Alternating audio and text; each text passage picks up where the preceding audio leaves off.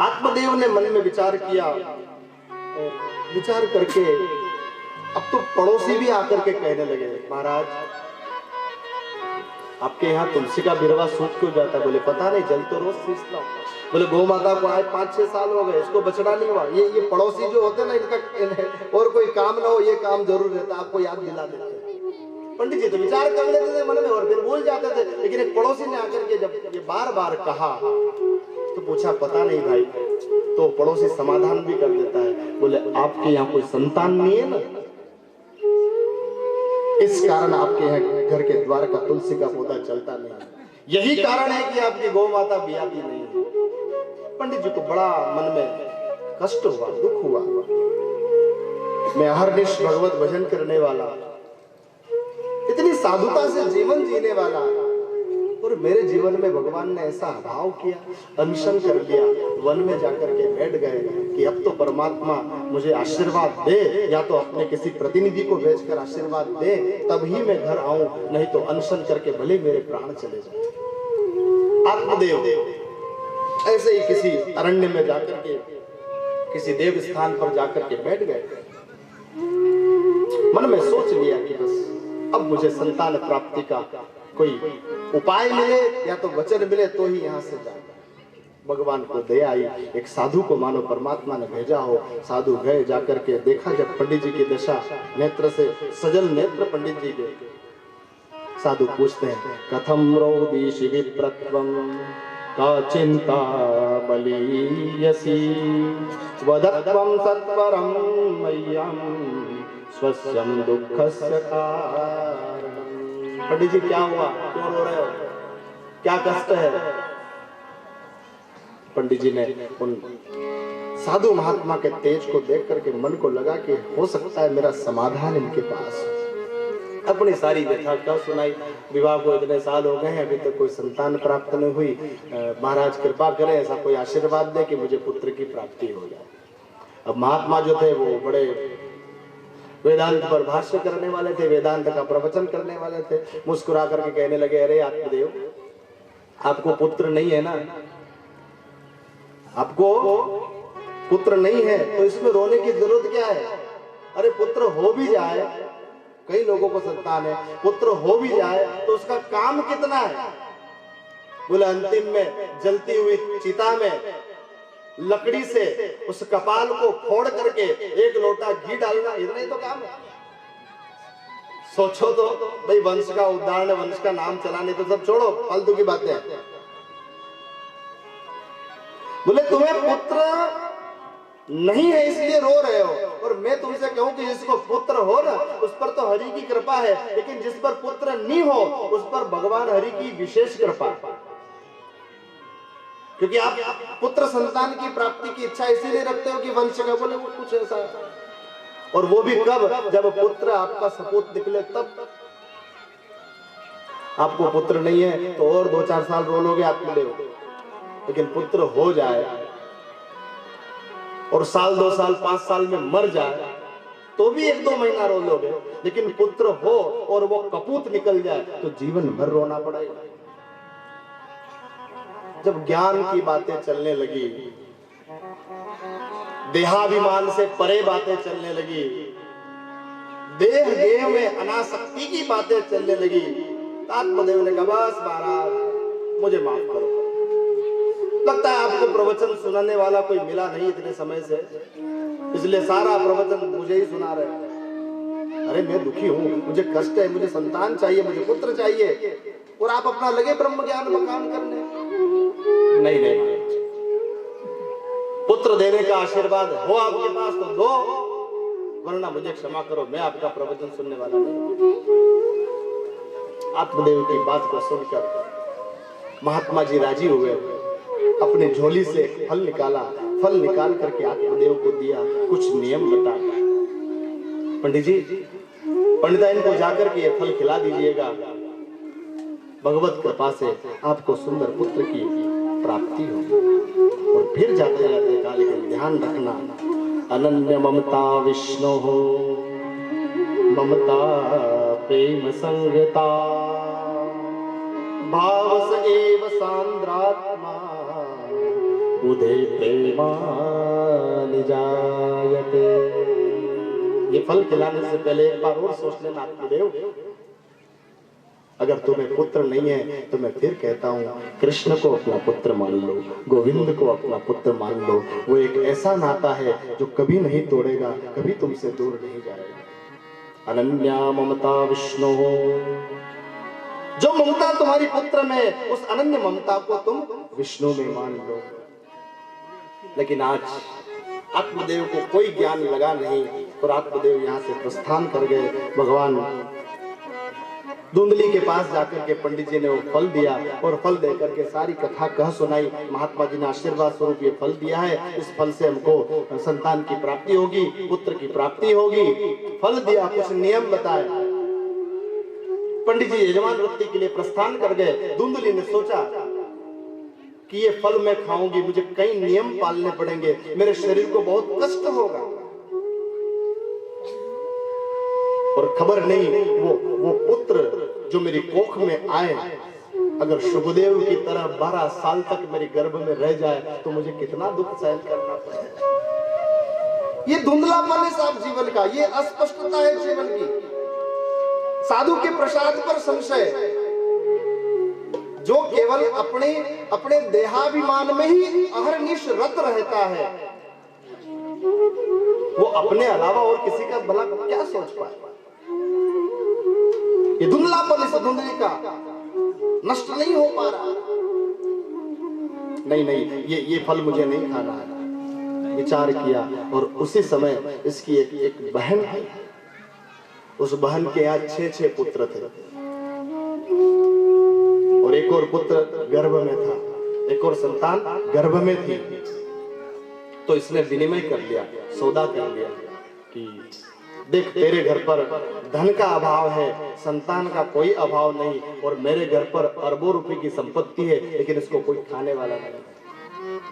ये जीवन में अभाव में अक्सर कथा में निवेदन करता हूँ बना रहता है। जहाँ खाने वाले होते हैं तो वहाँ धन नहीं होता है, और जहाँ धन होता है तो खाने वाले नहीं। बहन ने कहा कि तू क्या कहना चाहती है? बोले तेरे यहाँ 6 पुत्र है और गर्भ में भी तेरे कोई शिशु है। अगर भगवान करे और तुझे पुत्र हो तो वो पुत्र तू मुझे दे दे, और बदले में तुझे मैं बहुत सारा धन दूंगी ताकि तेरे परिवार का पालन भी आराम से हो सके। विनिमय हो गया कोख का, और ये फल उस साधु के प्रसाद को जांचने के लिए ये फल घर के आंगन में खड़ी उस गौ माता को ये धुंधली खिला देती है। समय बीतता है साहब, इसकी बहन को पुत्र होता है। यहाँ इसने गर्भवती होने का नाटक किया। पंडित जी को लगा कि बस मेरी पत्नी सगर्भा है, शीघ्र ही मुझे महात्मा के आशीर्वाद से पुत्र की प्राप्ति होगी। और जैसे ही बहन को पुत्र हुआ, वो पुत्र ला करके इसको दे दिया गया, उसको धन आदि से संपादित कर दिया गया, धन आदि प्रदान कर दिया गया, और सुंदर से पुत्र को देख करके पंडित जी बड़े आनंदित हुए। पंडित जी ने नाम रखा कि ये मैं आत्मदेव हूं तो मेरे बेटे का नाम परमात्मा देव रखो। धुंधली ने कहा कि कष्ट तो मैंने देखा, 9 महीने गर्भ तक मैंने रखा इसको, इतना दुख मुझे हुआ और नाम आपके नाम से। बोले नहीं, इसका नाम तो मैं अपने नाम से रखूंगा। धुंधली के बेटे का नाम हुआ धुंधुकारी। आत्मदेव इसमें भी राजी हो गए, बेचारे सीधे साधे भोले वाले पंडित जी महाराज। समय बीता, व्यास जी महाराज की इस सुंदर रचना में जो कथा आती है, सनकादि ऋषि नारद जी महाराज को सुंदर कथा श्रवण करवा रहे हैं। पंडित जी ने कहा देवी तुम जिसमें राजी हो वही नाम, तुम्हारे बेटे का नाम धुंधुकारी है। और यहाँ इस आंगन में, घर के आंगन में जिस गाय को वो साधु महात्मा का प्रसाद वो फल खिलाया था, उस गौ माता ने भी इस धुंधुकारी के जन्म होने के 3 महीने बाद इस सुंदर से बछड़े को जन्म दिया, और बछड़े का नाम पंडित जी ने, आत्मदेव जी ने गोकर्ण रखा। बोलिए गोकर्ण जी महाराज की जय।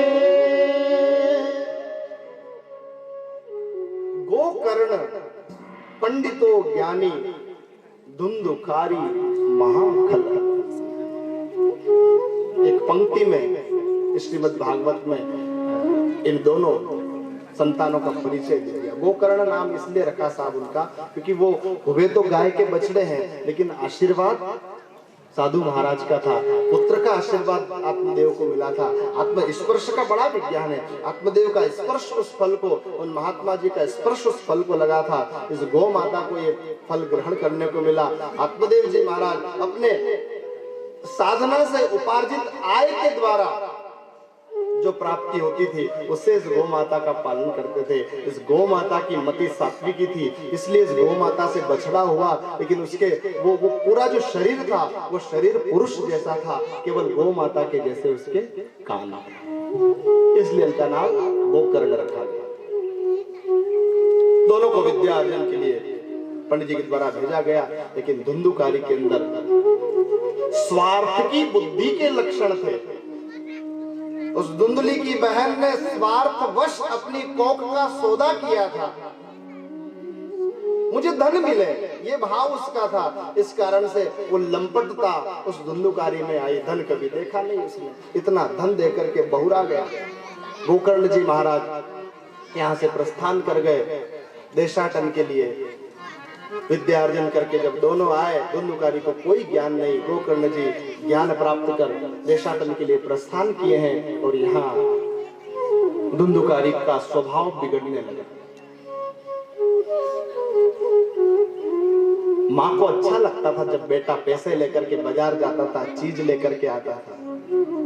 5 रुपए 10 रुपए की कोई सामग्री लेके आया, माँ बड़ी राजी होती थी। लेकिन ध्यान देना साथ, एक समय ऐसा आए तब उसको उसके जो मानसिक विकेंद्रीकरण है उसको आपको समझना पड़ेगा। सबसे पहले माँ समझेगी। पिता कम समय के लिए घर में रहता है, माँ अधिक समय के लिए घर में रहती है। 6 साल 7 साल 8 साल 9 साल का बेटा आपका हो जाए, चाणक्य जी ने तो 6 वर्ष की लिमिट दी है। उसके बाद आप बेटे को समझना चालू कर दो, आपकी संतान को समझना चालू कर दो। आप जो संस्कार देंगे, आप जो समझ देंगे, वही सब आपको वो बड़े होंगे तब आपको नजर आएगा। 6 वर्षे लालयेत 6 वर्षाणी, 6 साल तक बच्चे को प्रेम से पालो, लालन करो, खूब लाल लड़ाओ उसके। वो जो मांगे आपके सामर्थ्य में हो तो वो उसे प्रदान करो। लेकिन 6 वर्ष की उम्र होने के बाद 10 वर्षाणी ताड़येत, 10 साल तक अर्थात 6 साल से 16 साल की उम्र तक अगर उसको समझाने के लिए मारना भी पड़े, ताड़न भी करना पड़े, तो भी आपको छूट है। और इन 10 सालों में अगर आपने कंट्रोल नहीं किया, इन 10 सालों में अगर आपने उसके ऊपर अपना अंकुश नहीं लगाया, तो फिर 16 साल का होने के बाद वो आपके काबू में आने वाला नहीं है, वो आपके कंट्रोल में रहने वाला नहीं है। लालयेत 6 वर्षाणी 10 वर्षाणी ताड़येत, और जैसे ही प्राप्तेत 16 वर्षे, जैसे ही 16 साल का हो जाए, फिर उस पुत्र के साथ मित्र के जैसा व्यवहार करने लगे। फिर आप अगर हाथ उठाओगे ना तो हो सकता है कि वो भी सामना कर ले। आप जोर से बोलोगे ना तो वो भी आपको जोर से बोलकर जवाब दे दे।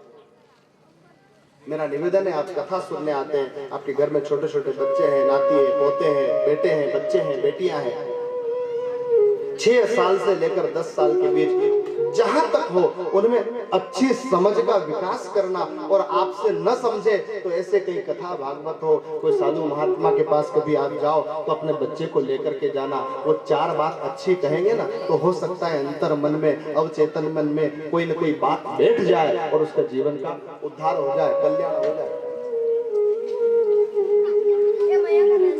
धुंधुकारी घर से बहुत धन ले जाने लगा। 10 साल 15 साल की उम्र हुई, अब तक तो खाता पीता था, लेकिन अब धीरे धीरे धीरे उसको ऐसा कुसंग मिला, जुए में वो पैसे उड़ाने लगे। बहुत सारा धन उसने जुए में उड़ा दिया, मदिरा का पान करने लगा। लोगों ने आकर के आत्मदेव को कहा कि महाराज कथा बाँचते हो, भागवत कथा करते हो, लोगों का उद्धार करते हो, लोगों का कल्याण करते हो, लोगों को प्रवचन करते हो, लेकिन घर में क्या दशा हो रही है, जरा विचार करके देखो क्या हुआ। जब सब धुंधुकारी की हरकतें आत्मदेव को खबर लगी। एक दिन संध्या का समय हुआ, संध्या वंदन करके रात्रि का भोजन करके जब सब सो जाती है, धुंधली सो जाती है, धुंधुकारी भी मदिरा के नशे में आकर के आंगन में एक और पलंग लगाकर सो जाता है, उसी समय आत्मदेव जी महाराज घर आंगन के उस कुएं के पास बैठ करके सिर पर हाथ रख करके सजल नेत्रों से सिसकियां ले लेकर के रो रहे हैं। रोना पड़ेगा साहब, इस संसार में कुछ भी मिल जाए, ब्रह्म भी मिल जाता है तो भी आदमी को रोना पड़ता है, तो भी रोना पड़ता है। आंखों से आंसुओं की धारा बह रही है और उसी समय पुत्र होता ही इसलिए है कि जब पिता को उसके कांधे पर सर रखने की जरूरत पड़ जाए तब पुत्र उसके नजदीक हो। कांधे पर चढ़ करके जाने के लिए पुत्र नहीं है, ये हम लोगों ने नियम बना लिया है। कांधे पर सर रखने के लिए जिस उंगली को पकड़ के आप चले हो ना, उस पिता की उंगली कभी आप पकड़े, इसलिए पुत्र होता है। उसी समय गोकर्ण जी महाराज देशाटन से लौटे, पिता को घर के आंगन में सिसकियां भर के रोते हुए देखा और यहां गोकर्ण जी महाराज अपने पिता को ब्रह्म ज्ञान दिए। पिताजी क्यों रोते हैं, क्या हो गया, क्या कष्ट है? गोकर्ण तू आ गया भाई, बेटा पूरा जीवन सदग्रंथों के आश्रय से चला। लोग सात्विक मति वाला मुझे कहते हैं, गांव प्रदेश में सब जगह मेरी बहुत प्रसिद्धि है कि आत्मदेव जी पंडित जी ऐसे हैं, ऐसे हैं, ऐसे हैं। लेकिन आज ऐसी दुस्सह व्यथा मुझे हो रही है, ऐसी अव्यवस्था हमारे घर की बिगड़ चुकी है बेटा कि मदिरा के पात्र घर के आंगन में डोल रहे हैं। जिस घर के आंगन में तुलसी का बिरवा हुआ करता था, उस घर के आंगन में मांस के टुकड़े पड़े हुए हैं बेटा। ये धुंधुकारी इतना खल निकल गया, अहरनिश वैश्याओं में रत रहने लगा है, जुआ खेलने लगा है, शराब पीने लगा है, मांस का भक्षण करने लगा है। आज मुझे उन साधु महाराज का वो ब्रह्म ज्ञान स्मरण आ रहा है। उन्होंने कहा था कि पंडित जी बेटा कुपूत निकलेगा तो जीवन भर रोना पड़ेगा, मेरे लिए अब रोने के अलावा कोई कार्य शेष रहा ही नहीं। गोकर्ण जी महाराज मुस्कुराए और गोकर्ण जी महाराज ने कहा कि पिताजी आपको कष्ट इसलिए हो रहा है क्योंकि आपको धुंधुकारी में आसक्ति है। धुंधुकारी कौन है, आप कौन है? आज पुत्र अपने पिता को ज्ञान दे रहा है साहब। कल जो चर्चा हुई थी ज्ञान वृद्ध, आयु वृद्ध, धन वृद्ध, बल वृद्ध और ज्ञान वृद्ध, 4 प्रकार के बूढ़े होते हैं। धन समाप्त हो जाता है, बल समाप्त हो जाती है, आयु समाप्त हो जाती है, लेकिन जो ज्ञान वृद्ध होता है वो इन तीनों चारों वृद्धों में सबसे बड़ा होता है। आज पुत्र है गोकर्ण जी, उस गो माता के पुत्र है, धुंधुकारी के आत्मदेव के आंगन में बनने वाली गो माता के पुत्र है। वो अपने पिता को आज ब्रह्म ज्ञान दे रहे हैं आत्मदेव को और कह रहे हैं कि पिताजी देहे श्रीमान सरुदिरे विमतिं त्यजत्वं त्वं जाया सुतादिषु सदा ममतां विमोच्य पश्यामि संजगदिदं क्षणभङ्गनिष्ठं वैराग्यरागरसिको भवभक्तिनिष्ठः। पिताजी मैं तो एक ही बात कहता हूँ कि सबसे पहले जो शरीर के प्रति हमारा देहाभिमान है, देहेस्तिमान सरुद्रई त्यजत्वम, वो देह का अभिमान हम त्यागे। हम शरीर है ही नहीं। सबसे पहले ये भाव जब आपके मन से त्यागा जाएगा, उसके बाद ही इस शरीर को फिर आप ज्ञानी बोल दो, आप पंडित जी बोल दो, कि आप मूर्ख बोल दो, आप साधु बोल दो, आप सेठ जी बोल दो, आप किसान बोल दो, आप व्यापारी बोल दो, कुछ भी बोलो, शरीर को फिर कोई कुछ भी फर्क पड़ने वाला है ही नहीं। तो पिताजी इस शरीर को हम यदि जला देते हैं तो राख बन जाता है, नदी में प्रवाहित कर देते हैं तो जल के जीव जंतु खा लेते हैं, जमीन में भूमि दाग कर देते हैं तो जमीन के कीड़े मकोड़े खा जाते हैं। इस देह का क्या है? क्षिति जल पावक गगन समीरा, क्षिति जल पावक गगन समीरा, पंच रचित यह अधम शरीरा, पंच रचित यह अधम शरीरा, क्षिति जल पावक गगन समीरा, क्षिति जल पावक। जल, अग्नि, आकाश, वायु, पृथ्वी, इन सबसे मिलकर के ये जीवन, ये शरीर बना है। तो देहाभिमान का त्याग करें, क्योंकि जब इस जगत से जाना होता है तब ये पुत्र आपके साथ आने वाला नहीं। चल रे हंसा अमर लोक को, यहाँ कोई नहीं तेरा, जग वालों का हुआ अंधेरा, अपना हुआ सवेरा। 4 दिनों का प्रीत जगत में, 4 दिनों के नाते हैं, पलकों के पर्दे पड़ते ही, पलकों के पर्दे पड़ते ही, सब नाते मिट जाते हैं, सब नाते मिट जाते हैं। 4 दिनों की प्रीत जगत में, 4 दिनों के नाते हैं, पलकों के पर्दे पड़ते ही, सब नाते मिट जाते हैं। जिनकी चिंता मैं तो जलता, जिनकी चिंता मैं तो जलता, वो ही चिता जलाते हैं। 4 दिनों का प्रीत जगत में, 4 दिनों के नाते हैं। रक्त बहाया जल सम, वही जल में बहा देते हैं। पिंड दान कर प्रेतात्मा से, पिंड दान कर प्रेतात्मा से, अपना पिंड छुड़ाते हैं। 4 दिनों की प्रीत जगत में, 4 दिनों के नाते हैं।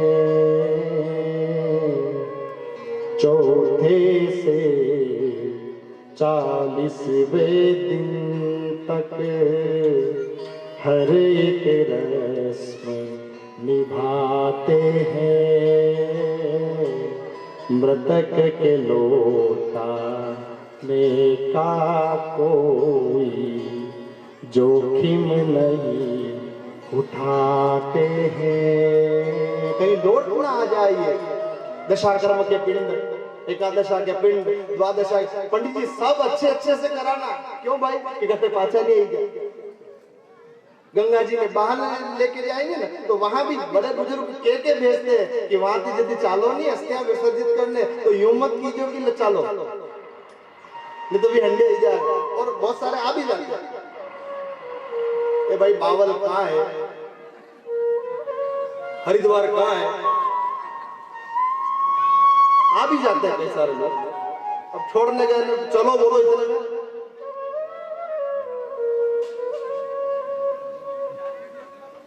चार दिनों की प्रीत जगत में, चार दिनों के नाते हैं, पलकों के पर्दे गिरते ही सब नाते मिट जाते हैं, चार दिनों के। हर निश जिसके साथ रह करके वो पत्नी बैठी है,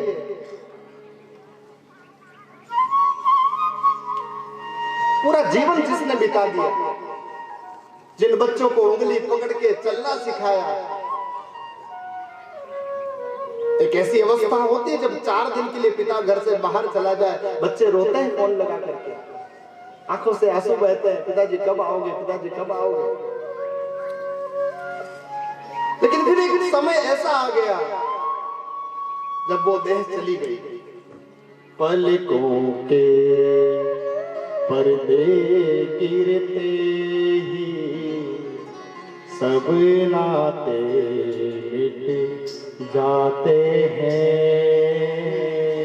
चार दिनों की प्रीत जगत में, चार दिनों के नाते हैं। फिर जब उसको उठाया जाता है ना, आप सब लोग कई बार दर्शन किए हैं, जब मृतक को उसका पूरा चाल चलावा कर दिया जाए, स्नान करवा दिए, कपड़े पहना दिए, श्रृंगार कर दिए, और अब जब उसको उठाया जाता है, घर के उस कक्ष से उठा करके आंगन में लाया जाता है, या तो आंगन से उठाकर स्मशान के लिए जब यात्रा शुरू करते हैं, उस समय सब महिलाएं, सब पुरुष जोर जोर से रोते हैं उसके जाने की विदाई में। उसके वो विदा हो रहा है।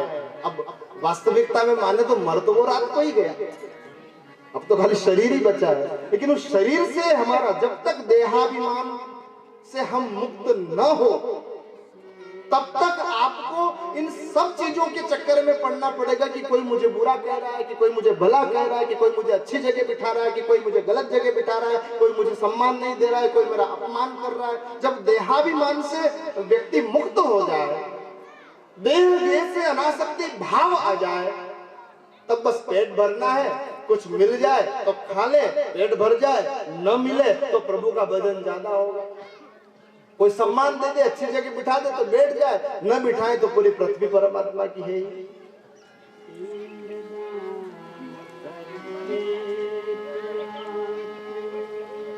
फिर महाराज को बुलाया जाएगा, गरुड़ पुराण करवाई जाएगी, पिंडदान करवाए जाएंगे, और सब अच्छे से करना, कटे पाचा लोट वापस नहीं आ जाएगा जो जा रहे हैं। पिंडदान करे प्रेतात्मा से, पिंडदान करे प्रेतात्मा से, अपना पिंड छुड़ाते हैं, चार दिनों की प्रीत जगत में, चार दिनों के नाते हैं, चार दिनों की। तो देहस्तिमां रुद्रई विमतिं त्यजत्वं, त्वं जाया सुतादीश सदा ममतां विमुच्य। कौन पत्नी? एक नदी के अंदर आप 2 लकड़ी के बड़े बड़े टुकड़े डाल दीजिए, नदी बह रही है, वो टुकड़े बह रहे हैं, श्रुति वाक्य उपनिषदी वाक्य है, वो उस नदी के अंदर 2 काष्ठ बह करके जा रही है, नदी का प्रवाह प्रतिकूल हुआ तो दोनों काष्ठ मिल गए, फिर कहीं थोड़ी धारा तेज हुई, दोनों लकड़ियां अलग अलग हो गई। 2 लकड़ियों के टुकड़े आपने नदी में बहा दिए, कभी वो मिलते हैं, कभी वो बिछड़ जाते हैं, कभी फिर जुड़ जाते हैं, कभी फिर अलग हो जाते हैं। उसी प्रकार इस संसार रूपी सागर में जब व्यक्ति ये देह और मांस का जो पिंड है कि जब इस संसार में आता है, इस भव सागर में आता है, तो इस लकड़ी से, जैसे उस लकड़ी से नदी में आकर कई काष्ठ जुड़ जाते हैं, कई अलग हो जाते हैं, उसी प्रकार से कोई पत्नी बन जाती है, कोई बच्चे बन जाते हैं, कोई पुत्र बन जाते हैं, कोई संतान बन जाते हैं, कोई भाई बन जाता है, कोई बंधु बन जाता है, कोई सखा बन जाता है। और जहां धारा विपरीत हुई, प्रतिकूल हुई, जाना फिर इसको चले रे हंसा अमर लोक को, यहाँ कोई नहीं तेरा रे, जग वालों का हुआ अंधेरा, जग वालों का हुआ अंधेरा, अपना हुआ सवेरा रे। पिंड छुटा, घर जाओ ना, ऑफिस जाओ ना, नौकरी पे जाओ ना, ड्यूटी पे जाओ ना, खेत में जाओ ना, किसानी करो ना, कने हेड़ा पे अपने कब्जो तो नहीं कर लियो, कने दो छड़ ज्यादा तो नहीं हाकी ली, अपनी कल की गाय अपने खेत में भरी, कोई पिंड नहीं रहता है साहब। जैसे ही इस जगत से पल के झुकी, आंखें बंद हुई, ये संसार का सारा अंधेरा समाप्त और एक नए प्रकाश के साथ उस तेजोमय परमात्मा के द्वार पर अगर जीवन अच्छा रहा हो तो जग वालों का। रोते रहो, पत्नी रो रही, उसको क्या फर्क पड़ रहा है, बच्चे रो रहे, उसको क्या फर्क पड़ रहा है। जग वालों का हुआ अंधेरा, अपना हुआ सवेरा है, चार दिनों की प्रीत जगत में, चार दिनों का नाते है, पलकों के पलके झुकते ही सब नाते मिट जाते हैं। जब ब्रह्म ज्ञान गोकर्ण जी महाराज के द्वारा आत्मदेव जी पंडित जी को दिए गए, गोकर्ण जी फिर रात्रि ही रात्रि में पुनः देशाटन के लिए प्रस्थान कर गए। भाई उनको क्या लेना देना, कौन क्या कर रहा है किसी। जब व्यक्ति आत्मा में रमण करने लग जाए, जब ब्रह्म में रमण करने लग जाए, फिर उसको जगत का भला बुरा कुछ दिखाई नहीं देता। यहाँ कुछ संबंध था, मानो ये संबंध का आज पूरा कर दिया। आत्मदेव को गोकर्ण जी महाराज का जो ज्ञान था वो हजम हो गया, वो जम गया। ज्ञान की बात तो यहाँ से भी की जा रही है, भक्ति ज्ञान वैराग्य सब बातें यहाँ से मिलेगी आपको, लेकिन आपको जो हजम हो वही आपके लिए उपयुक्त है। रसोई में पकौड़ी बनी हुई हो और आपके पेट में गड़बड़ हो तो वो आपके लिए नहीं है, वो चीज वो आपको हजम नहीं होगी, वो रुचिकर नहीं होगी, वो आपको कष्ट दे सकती है। जितना ज्ञान परिपक्व होकर सत्संग की हांडी पर परिपक्व होकर के उसका विवेक रूपी रक्त आपके शरीर में चला जाए, विवेक जब आपको हजम हो जाए, तब समझो कि हमारा जो मार्ग है वो सही मार्ग है। आज आत्मदेव को ये नहीं था कि उनको कोई शास्त्रों का ज्ञान नहीं था। क्या उन्होंने देह गेह में अनासक्त, देह गेह में रत रहने वाले लोग, इन सब की दशा दुर्दशा, इन सब के बारे में उनको नहीं पता? ऐसा नहीं है। शास्त्र उन्होंने भी पढ़े, कई कथाएं सुनाई उन्होंने कई, लेकिन आज जिस समय जिस विवेकपूर्ण ज्ञान की आवश्यकता थी वो उनको प्राप्त हुआ। इसी रात्रि में अगले दिन का प्रतीक्षा भी नहीं की साथ, न धुंधली को साथ दिया, न धुंधकारी को कुछ कहा, और रात ही रात में आत्मदेव जी पंडित जी वैराग्य हुआ, घर को छोड़ करके यहाँ से प्रस्थान कर। दुनिया लात मारती है ना, तब भगवान याद आता है साहब। ये कड़वा है पर सच है। जैसे ये आत्मदेव जी है ना, ऐसे कैसे ही पात्र रामचरितमानस में विभीषण जी सोचते थे कि ये रावण मेरा भाई है, सोने की लंका है इसकी, इसने मुझे यहाँ रहने दिया, ये यहाँ मुझे हरिभजन करने देता है, यहाँ मुझे राम नाम लेने देता है। एक विभीषण ही ऐसा था लंका में जो राम राम करता था, बाकी और किसी को छूट नहीं थी, तो वो एहसान मानता था। लेकिन इसी रावण ने जब विभीषण को लात मारी तब लगा, आंखें खुल गई, अरे यहाँ कोई नहीं है, जग वालों का हुआ अंधेरा, अपना हुआ सवेरा रे। विभीषण भी नहीं गया पत्नी के पास, ये भी बच्चों के पास नहीं गया, ये भी उठ करके श्रवण सुजस सुनि आयऊ प्रभु भंजन भव वीर त्राहि त्राहि आरती अरण शरण सुखद प्रस्थान कर गया। सचिव संग ले नभ पथ गयऊ, सचिव संग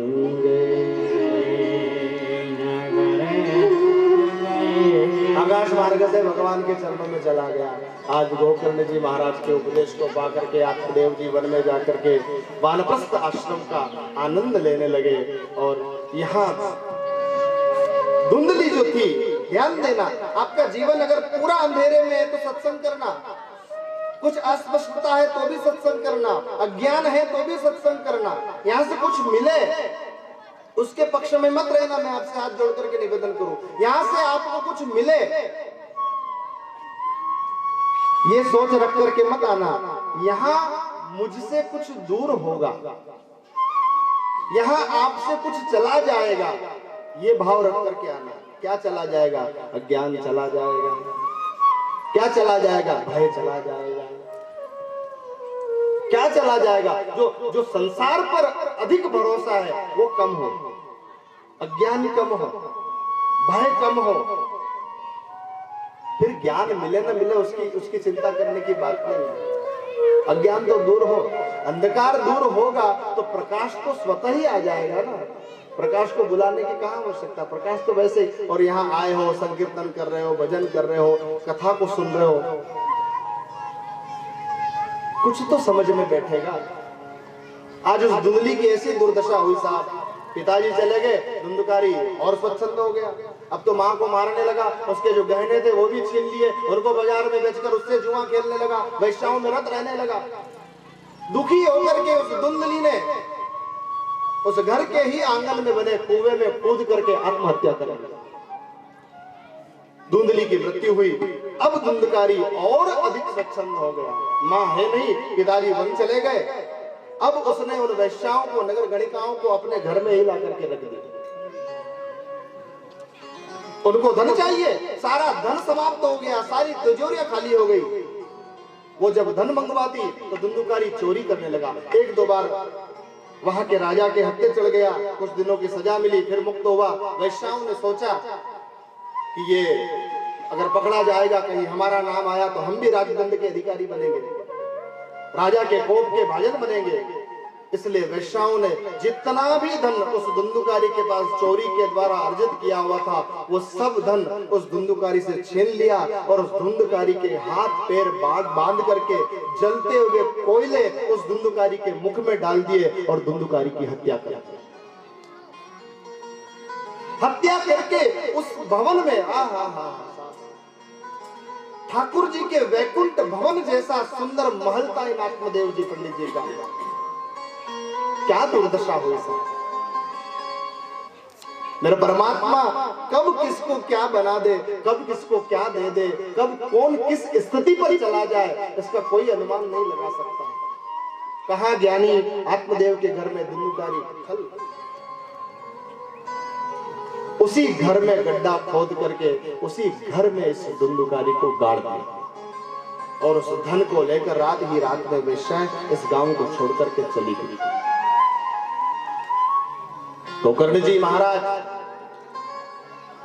देशाटन से भ्रमण करते, रमते राम जी भ्रमण करते करते करते एक दिन मध्य रात्रि के समय अपने इस उत्तम नगर, इस नगर में आते हैं और सोचते हैं कि रात में किसी के घर जाऊंगा तो नगर के लोग स्वागत करेंगे, क्योंकि ये बहुत प्रसिद्ध हो चुके थे, बहुत अच्छे पुराणों के वक्ता हो गए, बहुत सुंदर गायन करते, बहुत सुंदर संकीर्तन करते, लोगों का समाधान करते। साधु संत ऋषि गण भी इनके समीप बैठ करके अपनी बुद्धि का समाधान चाहा करते थे, शास्त्रार्थ करते थे।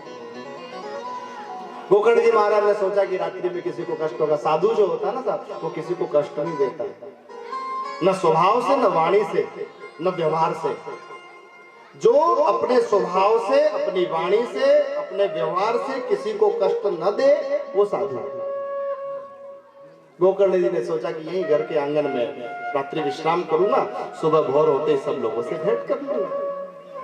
और गोकर्ण जी महाराज जैसे आसन को पवित्र करके अपने दर्भ के आसन को बिछाए और विश्राम के लिए जैसे ही लेटते हैं तो गोकर्ण जी महाराज को जंजाल सताते हैं उस भवन में। दुस्वप्न दिखाई देते हैं, कहीं से ऐसा लगता है मानो बड़ा सा भैंसा दौड़ता हुआ आ रहा है, कहीं से कोई प्रेत की आवाज सुनाई दे रही है, कहीं और देखते तो कोई मेंढे की आवाज आ रही है। आंख खोलते तो कुछ नहीं, फिर आंख बंद करते, फिर सोने का प्रयास करते, फिर विश्राम का प्रयास करते और फिर कोई अवचेतन शक्तियां आकर के उनको मानो जगाने लगती। गोकर्ण जी बैठ गए अपने आसन पर, कमंडल से मां गंगा का शुद्ध जल निकाला और शुद्ध जल निकाल करके मन में संकल्प दिया, कौन हो, कौन परेशान कर रहे हो मुझे, कौन सी शक्ति यहाँ विचरण कर रही है। ये कह करके जैसे गंगा जल छिड़का तो वो जो धुंधुकारी था, शरीर तो नहीं मिला लेकिन उस जल के प्रभाव से, गोकर्ण जी के प्रभाव से सिसकियां भर के रोने की आवाज आने लगी। कौन हो भाई? बोले भाई मैं तुम्हारा बड़ा भाई धुंधुकारी हूं। अरे धुंधुकारी, तुम्हारी ये दुर्दशा, तुम प्रेत बन गए? हाँ महाराज, मेरे कर्म ऐसे थे कि उन कर्मों के कारण मुझे कठिन प्रेम, अहम भ्राता त्वदीयोस्मि धुंधुकारी नामत स्वकीयेनेव दोषेण ब्रह्मत्वं नाशितं मया। भाई आत्मदेव जैसे संध्या पाठी ब्राह्मण का पुत्र और तेरी ये दुर्दशा। बोले महाराज मैंने मेरे कर्मों से सारा ब्रह्मत्व नष्ट कर दिया। मैं आपसे पुनः निवेदन करूं, मैंने कल भी निवेदन किया था, अपने कर्म को शुद्ध रखना भाई। आपका कर्म अगले चौराहे पर खड़ा है आपका आलिंगन करने के लिए, आपका सत्कार करने के लिए, आपका सम्मान करने के लिए, आपका तिरस्कार करने के लिए आपका कर्म खड़ा हुआ है, वो छोड़ता नहीं है आपको।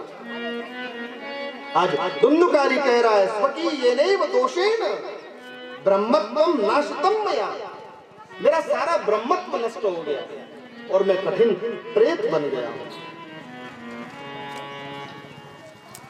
गोकर्ण जी महाराज की आंखों में आंसू आ गया।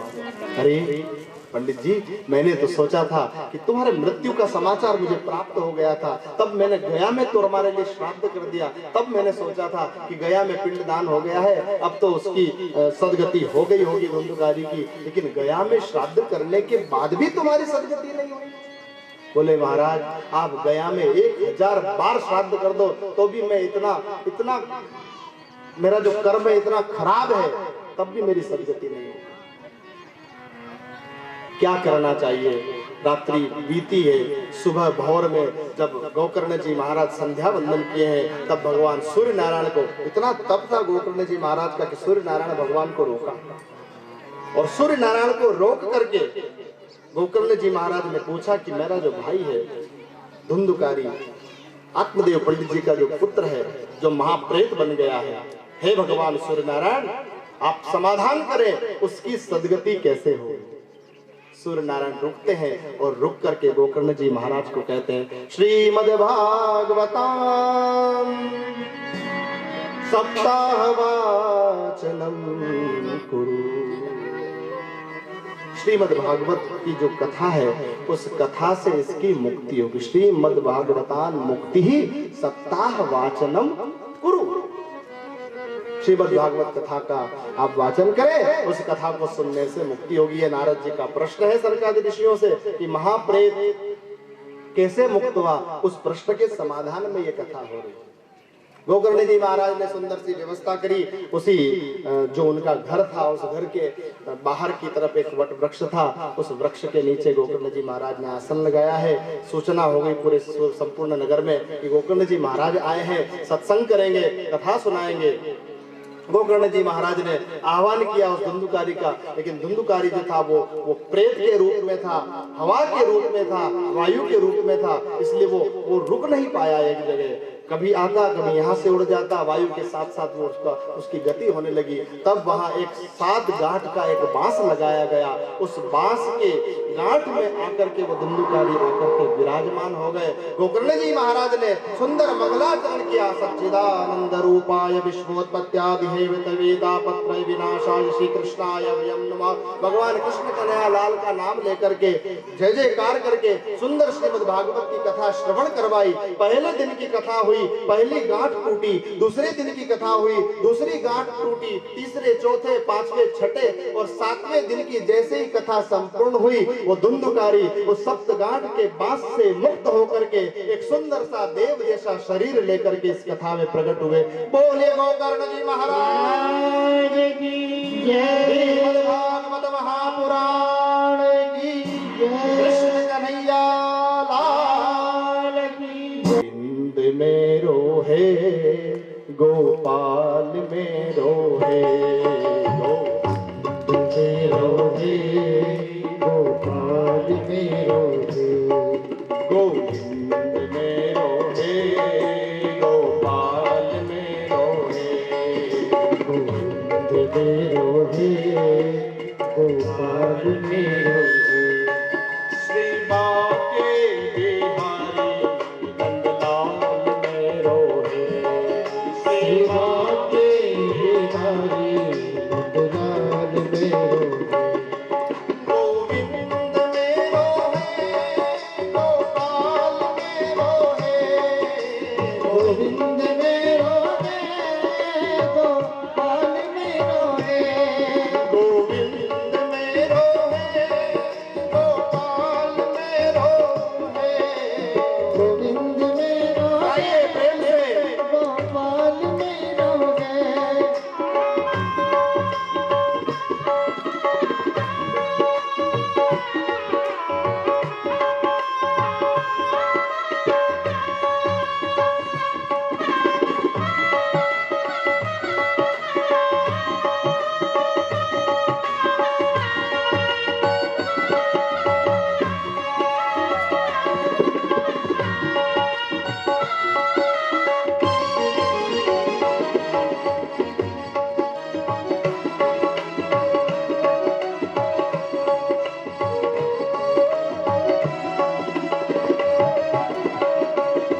श्री बाके बिहारी नंदलाल मेरो है, श्री बाके बिहारी नंदलाल मेरो है, श्री बाके बिहारी नंदलाल मेरो है, श्री बाके बिहारी नंदलाल। देखो भाई,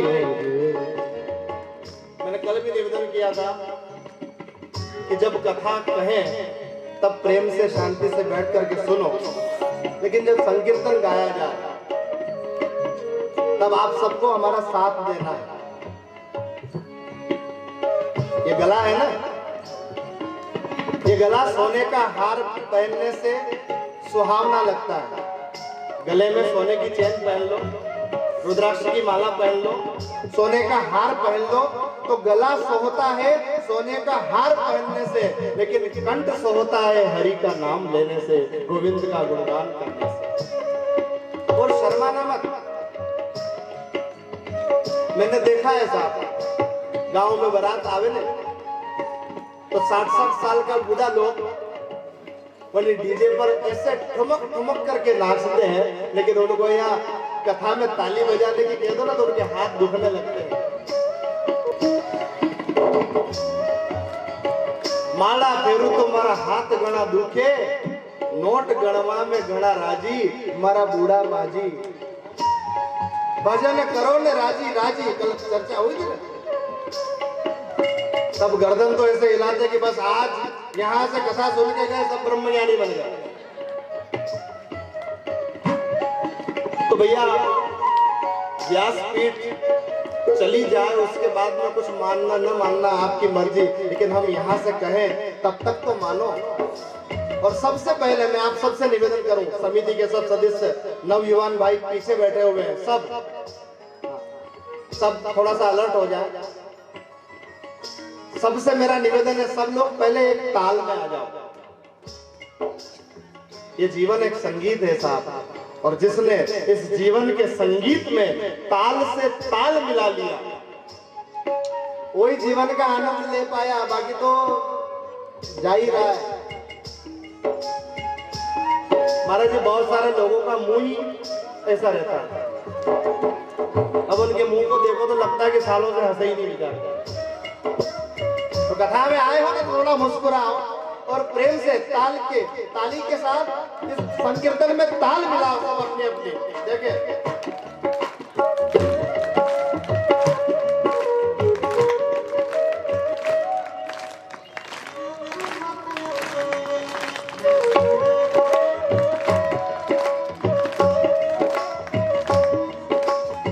कम से कम यो तो कहा कि बाबूजी कहीं को नहीं तारिया हो जाता, एक ही है।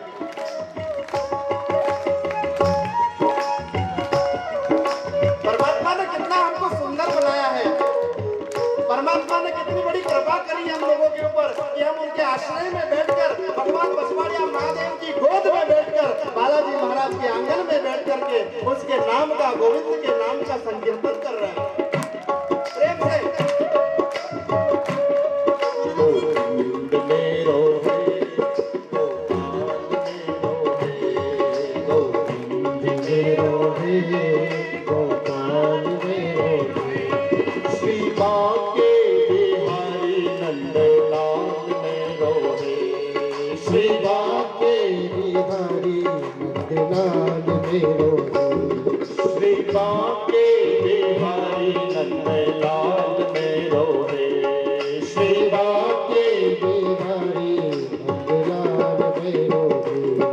गोविंद मेरो है, गोपाल मेरो है, गोविंद मेरो है, गोपाल मेरो है, गोविंद मेरो है, गोपाल मेरो है,